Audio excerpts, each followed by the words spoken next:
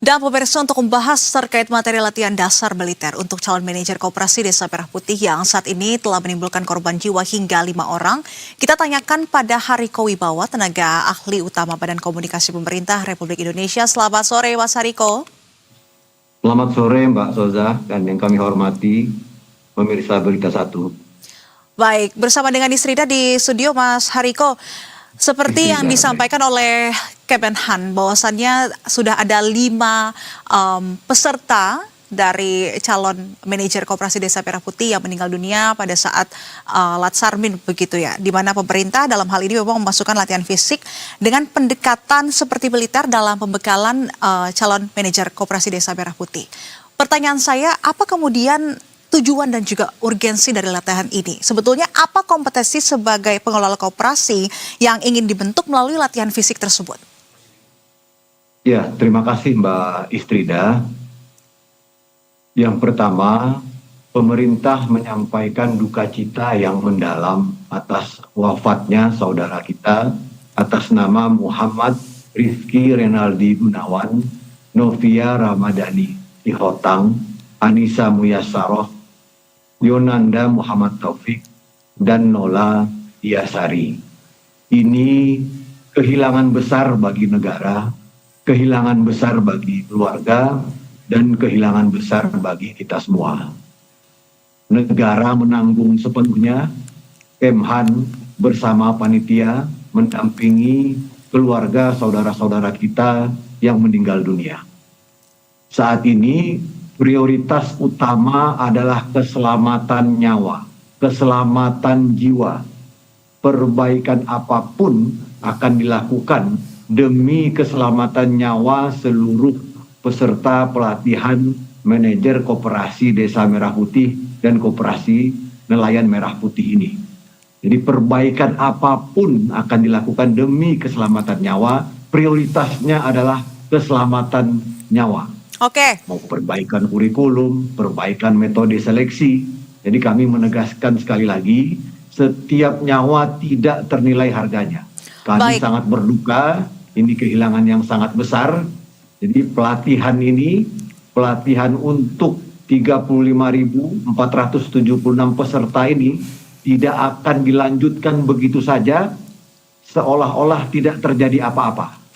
Kami mengalami kehilangan yang besar, dan tindak lanjutnya adalah memperketat pengawasan kesehatan peserta saat pelatihan. Selain itu, sistem tanggap darurat medis akan ditingkatkan. Dan kami memohon maaf atas musibah ini. Kami sekali lagi memohon maaf atas musibah ini. Semua peserta sebelumnya dinyatakan sudah memenuhi syarat. Pemeriksaan fisik sudah dilakukan, pemeriksaan laboratorium sudah dilakukan. Yang diperiksa di laboratorium itu darahnya, kemudian diperiksa urinnya, kemudian ada pemeriksaan radiologi, kemudian juga ada pemeriksaan EKG atau elektrokardiogram untuk merekam mengetahui aktivitas jantung, kemudian juga ada tes mental, ideologi, dan rohani. Sekali lagi kami berduka, kami merasakan apa yang dirasakan oleh ibu dan bapak dari saudara-saudara kita yang meninggal dunia. Kami merasakan apa yang dirasakan oleh kakak adik dan seluruh keluarga besar dari saudara-saudara kita yang meninggal dunia. Kami ikut berduka yang sebesar-besar. Baik, Mas Hariko, dari pihak Kemenhan juga sudah menyebut bahwasannya sebelum melakukan pelatihan dasar militer ini, itu juga sudah dilakukan pemeriksaan terhadap para peserta begitu. Tapi yang menjadi fokusnya, apakah standar pemeriksaan kesehatan ini, serta juga kesiapan fisik dari para peserta Kopdes ini, setara dengan standar calon prajurit atau memiliki standar yang berbeda? Apakah juga dalam pelatihannya ini sama dengan standar pelatihan militer kah? Atau seperti apa, Mas Hariko? Karena peserta Kopdes ini bukan calon anggota militer yang perlu digarisbawahi. Bagaimana kemudian juga pemerintah memastikan bahwasannya intensitas latihan fisik yang diberikan ini tidak melebihi kemampuan rata-rata dari para peserta calon manajer Koperasi Desa Merah Putih ini, Pak Hariko? Benar sekali Mbak Istrida, ini bukan pelatihan militer, ini tidak mempersiapkan saudara-saudara kita yang ikut pelatihan ini untuk perang. Ini adalah pelatihan kedisiplinan, kemudian untuk meningkatkan kapasitas, utamanya peningkatan integritas terkait dengan anti korupsi, kemudian pelayanan, tata kelola koperasi. Baik. Jadi pelatihan ini terdiri dari dua sesi, ada sesi di lapangan dan juga ada sesi di dalam ruangan. Di dalam ruangan itulah para peserta nantinya mendapatkan pelatihan tentang bisnis, bagaimana melayani masyarakat dengan sebaik-baiknya, bagaimana membuat sistem anti korupsi, anti kesalahan-kesalahan dalam tata kelola keuangan. Jadi pelatihan yang banyak kita lihat hari ini di layar-layar, itu yang terlihat baru pelatihan fisiknya, tapi nanti tentu akan lebih mendalam lagi pelatihan-pelatihan tentang bagaimana tata kelola koperasi, bagaimana memberdayakan petani, peternak, nelayan, pekebun di desa-desa.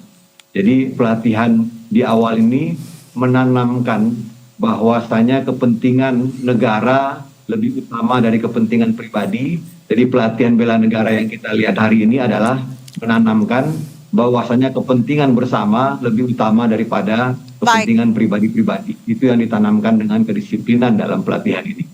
Baik, Mas Hariko, kalau memang tujuannya ini untuk membangun disiplin, kepemimpinan, dan juga mentalitas, apakah pemerintah juga sudah melakukan kajian bahwasannya metode latihan ala militer ini memang paling tepat untuk calon pengelola koperasi Desa Merah Putih ini?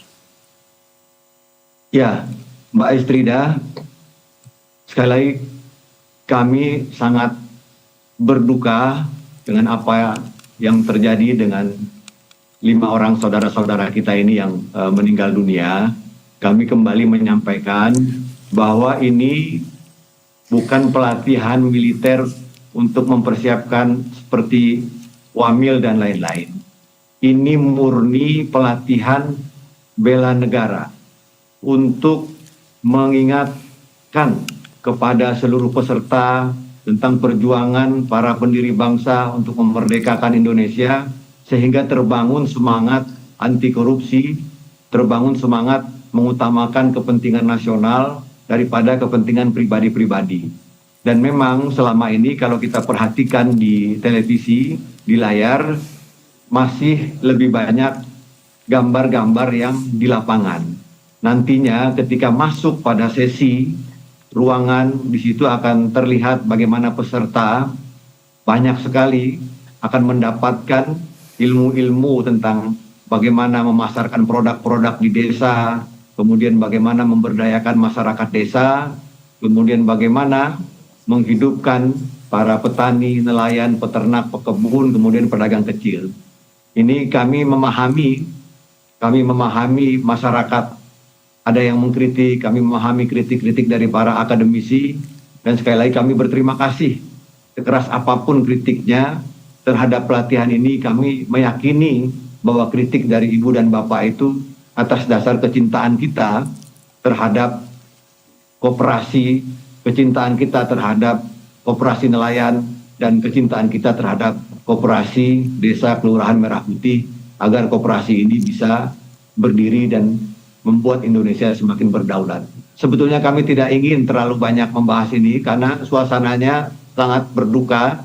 Kami juga melihat tayangan barusan bagaimana ibu dan keluarga korban menangis dan lain sebagainya. Oleh karena itu sekali lagi kami menyampaikan ucapan berduka kepada keluarga Muhammad Rizky Renaldi Gunawan, kemudian kepada keluarga Novia Ramadhani Sihotang, kemudian keluarga Anissa Muyasaroh, keluarga Yolanda Muhammad Taufik, dan keluarga Nola Diasari. Baik. Jadi sekali lagi kami menyampaikan duka cita yang mendalam. Kami mendoakan anak dari ibu dan bapak di surga Allah Subhanahu wa taala, dan mudah-mudahan ibu dan bapak dalam kesabaran. Amin. Terima kasih atas waktunya Hariko Wibowo, tenaga ahli utama Badan Komunikasi Pemerintah Republik Indonesia, dan selamat sore, selamat kembali beraktivitas.